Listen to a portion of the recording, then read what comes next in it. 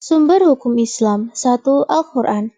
Quran adalah kitab suci umat Islam yang merupakan firman Allah yang diwahyukan kepada Nabi Muhammad SAW melalui perantara malaikat Jibril.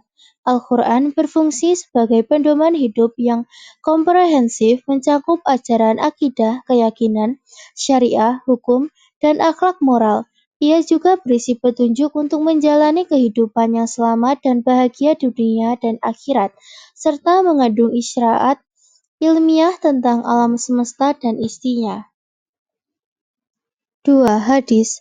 Hadis berasal dari kata bahasa Arab yang memiliki arti al-kabar atau berita. Adapun secara istilah, hadis adalah ucapan, perbuatan maupun persetujuan yang disadarkan kepada Nabi Muhammad SAW. Hadis merupakan sumber hukum Islam yang kedua setelah Al-Quran. Kedudukan hadis terhadap Al-Quran dapat sebagai penjelas, perinci, atau melengkapi hukum yang belum ada di Al-Quran. Rasulullah SAW bersabda yang artinya, telah aku tinggalkan untuk kalian dua hal.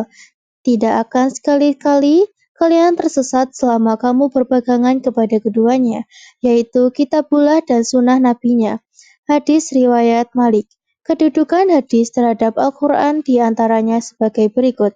A. Bayan at-tafsir, yaitu menafsirkan ayat-ayat Al-Quran yang bersifat mujmal atau global. Bayan at-taswir memiliki 3 fungsi sebagai berikut. 1. Tafsir al-mujmal merinci keglobalan ayat. 2. Taksisul am, mengkhususkan ayat-ayat yang bersifat umum. 3. Tasyid al-mutlak, membatasi kepastian ayat. B. Bayan at-tashri, yaitu menetapkan hukum-hukum yang masih umum dalam Al-Quran. C. Bayan at-takdir, yaitu menguatkan hukum-hukum yang disebutkan dalam Al-Quran. 3. Ijma', pengertian, kesepakatan para ulama dalam menetapkan hukum setelah wafatnya Nabi Muhammad SAW terhadap suatu masalah yang tidak ada hukumnya dalam Al-Quran dan hadis. Sumber ijma', ucapan, perbuatan, atau diamnya para ulama. Alasnya munculnya ijma', belum ada perpecahan di antara ulama sehingga mudah bersepakat. Masalah baru muncul dan tidak ditemukan hukumnya dalam na'ash Al-Quran atau hadis. Ada persoalan yang status hukumnya harus ditentukan segera. 4. Qiyas. Secara bahasa, qiyas berarti menyamakan, menganalogikan, membandingkan, atau mengukur.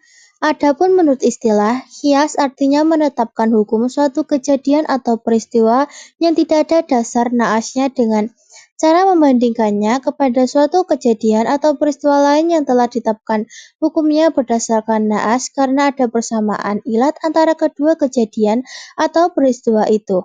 Qiyas merupakan sumber hukum Islam yang keempat. Penetapan hukum dalam qiyas dilakukan dengan menyamakan sebuah peristiwa terhadap peristiwa yang memiliki kesamaan dan telah ditetapkan hukumnya dalam na'ash. Hal itu sesuai dengan firman Allah SWT yang artinya, maka ambillah pelajaran dari kejadian itu, wahai orang-orang yang mempunyai kemelihatan mata hati. Contoh penetapan hukum secara qiyas dalam masalah muamalah ekonomi yaitu kegiatan money changer atau disebut dengan pertukaran uang. Kegiatan transaksi money changer dianalogikan dengan pertukaran gandum dan barang sejenisnya pada masa Rasulullah SAW yang transaksinya dilakukan secara tunai. Adapun sebab-sebab hukum qiyas sebagai berikut. A. Adanya persamaan ilat atau sifat antara peristiwa yang belum ada hukumnya dengan peristiwa yang hukumnya telah ditentukan oleh na'ash. B. Adanya persoalan-persoalan yang harus dicarakan status hukumnya, sementara di dalam Al-Quran dan hadis tidak ditemukan mujtahid pun belum berjima, yaitu na'ash baik Al-Quran maupun hadis telah berakhir dan tidak turun lagi. Asuransi syariah. 1. Pengertian asuransi syariah. Kata asuransi berasal dari bahasa Inggris yaitu insurance yang artinya jaminan. Asuransi syariah disebut takaful yang artinya saling menanggung atau menanggung bersama. Asuransi syariah adalah usaha saling melindungi dan tolong-menolong di antara sejumlah orang melalui investasi dalam bentuk aset dan atau tabaru yang memberikan pola pengembalian untuk menghadapi risiko tertentu melalui akad yang sesuai dengan syariah. 2. Sejarah berdirinya asuransi syariah. Tanggal 24 Februari 1994 merupakan tonggak sejarah kepeloporan industri asuransi berbasis syariah di Indonesia. Pada tanggal itulah didirikan PT Syarikat Takaful Indonesia sebagai bukti perwujudan nyata dari sebuah komitmen dan kepedulian yang tulus terhadap perkembangan perekonomian berbasis syariah di Indonesia yang ditujukan untuk kemakmuran yang adil bagi masyarakat Indonesia secara keseluruhan. Kelahiran Takaful Indonesia sebagai holding company, PT Asuransi Takaful Keluarga, dan PT Asuransi Takaful Umum Syariah pertama di Indonesia merupakan hasil komitmen dan kepedulian berbagai elemen bangsa yang tergabung dalam tim pembentukan Asuransi Takaful Indonesia (TEPATI) untuk mewujudkan tercapainya kemajuan pembangunan ekonomi syariah di Bumi Nusantara. Kelahiran Takaful Indonesia merupakan buah hasil dari prakarsa berbagai elemen, yaitu Ikatan Cendekiawan Muslim Indonesia (ICMI) melalui Yayasan Abadi Bangsa, Bank Muamalat Indonesia (TBK), PT Asuransi Jiwa Tugu Mandiri, Departemen Keuangan Republik Indonesia, para penguasa Muslim Indonesia dengan bantuan teknis dari Syarikat Takaful Malaysia Berhad STMB. Pada 5 Mei 1994, Takaful Indonesia mendirikan PT Asuransi Takaful Keluarga. Takaful Keluarga bergerak di bidang asuransi jiwa syariah dan PT Asuransi Takaful Umum. Takaful Umum yang bergerak di bidang asuransi umum syariah. Takaful Keluarga kemudian diresmikan oleh Menteri Keuangan saat itu, Mary I. Muhammad, dan mulai beroperasi secara 25 Agustus 1994, sedangkan Takaful Umum diresmikan oleh Menristek Ketua BPPT Badan Pengkajian dan Penerapan Teknologi Prof. Dr. B.J. Habibie selaku Ketua sekaligus pendiri ICM dan mulai beroperasi pada 2 Juni 1995.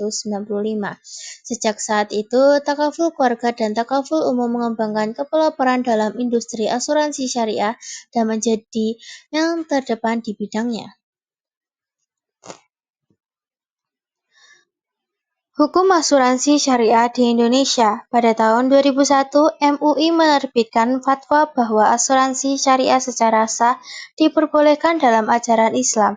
Fatwa MUI nomor 21 DSN MUI LX 2001 tersebut mempertegas kehalalan asuransi syariah yang diantaranya mengatur tentang prinsip umum dan akan asuransi syariah.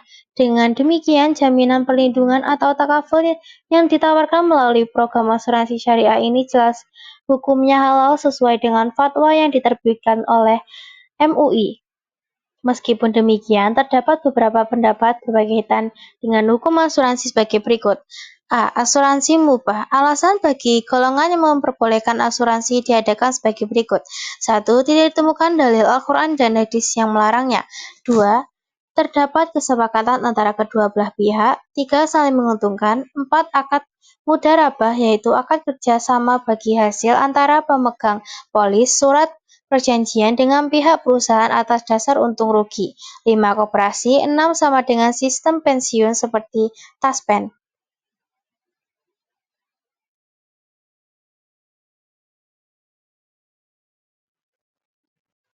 Bank Syariah.